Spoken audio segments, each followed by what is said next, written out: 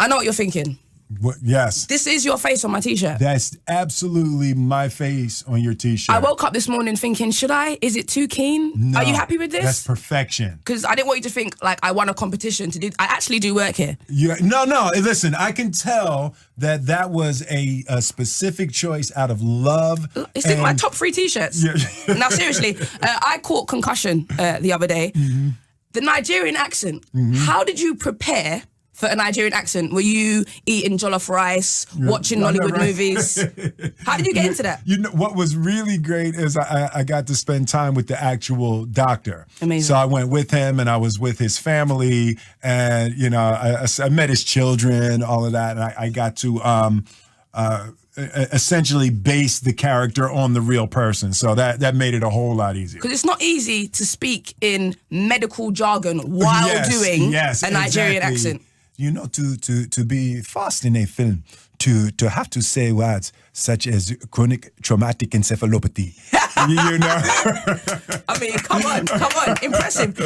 Now, you've been a Nigerian doctor, mm-hmm. you've been an FBI agent, mm-hmm. you've been an apocalypse survivor, a matchmaker, a con artist, a shark, Muhammad Ali. Yes. Where do you go from here now? Because I'm thinking James Bond. That was it. Ooh, Idris has to do that one first. You know, Idris is going to be the first black Bond. But you could be the first black American Bond, and you can do accents. I know you can do an English accent right now. Not now. No. It's really, that one's really hard. Okay. Harder than Nigerian doctor.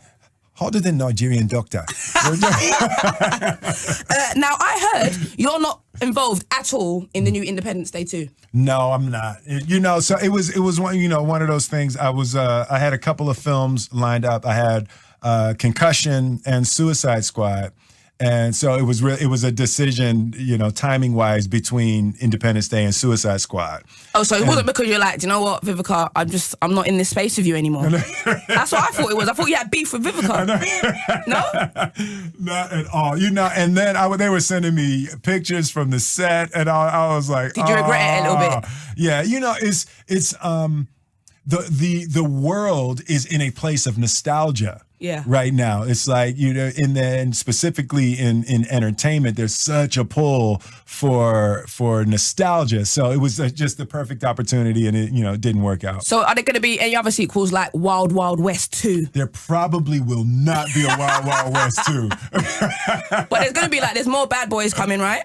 You know what? I saw Martin a few days ago. I'm sorry, a few weeks ago, and I hadn't seen him for about 2 years.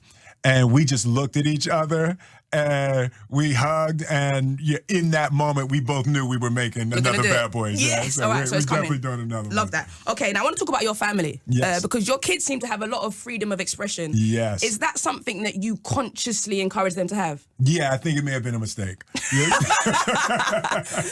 I think we may have gone too far. So how do you respond then, for example, if you're encouraging them to have freedom of expression and then people start making jokes about, say, Jaden modeling women's clothes? How do you, as a dad, handle that? You know, there's a really powerful internal quality as an artist that, as parents, we encourage. You got to get out on the edge. You have to try things. You have to be comfortable doing things that people don't agree with, and you have to be comfortable doing things that you could fail. Yeah. And Jaden is 100% fearless.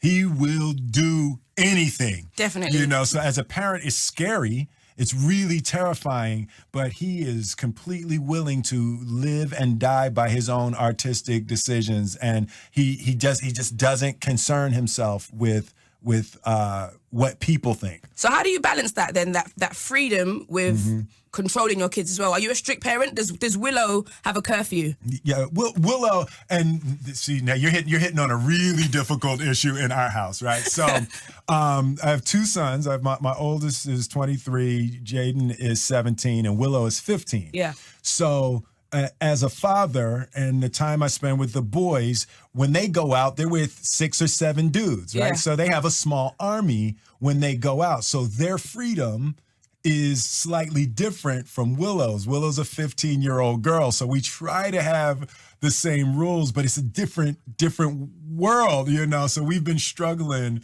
with that. So the answer is yes. Willow has a curfew. What time she got to be in by? Well, Fridays and Saturdays we give her till 11:30.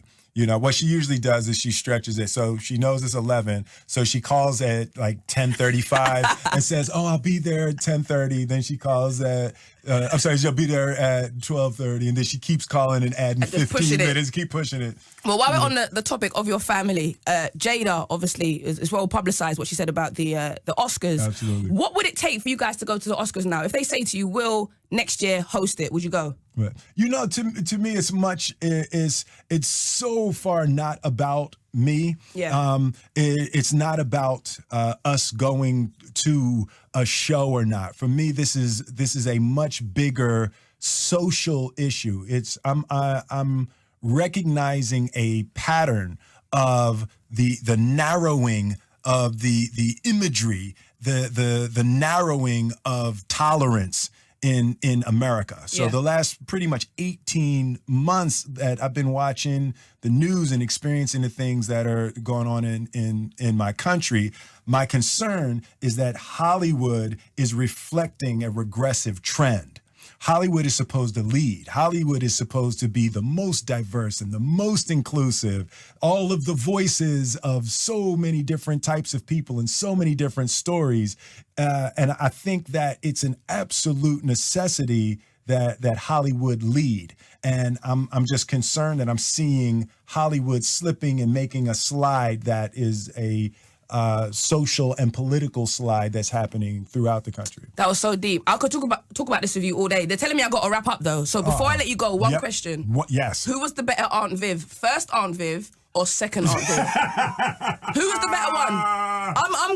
I used to prefer first Aunt Viv, but now I'm leaning towards second Aunt Viv. Listen, here, you know, I think that you know, both of the Aunt Vivs were really fantastic. I think when you make a show, anytime you make a change, it's going to be excruciating and painful. I think that Janet Hubert Whitten brought a really powerful dignity to Do you still like her? The show. Yeah, you know, I think she's brilliant. You know, I think as an artist, there's so many things that she does. She sings, she dances. She's like a really powerful artist. So, I loved what she brought to the Fresh Prince. Well, that's my time. Thank you so much for joining.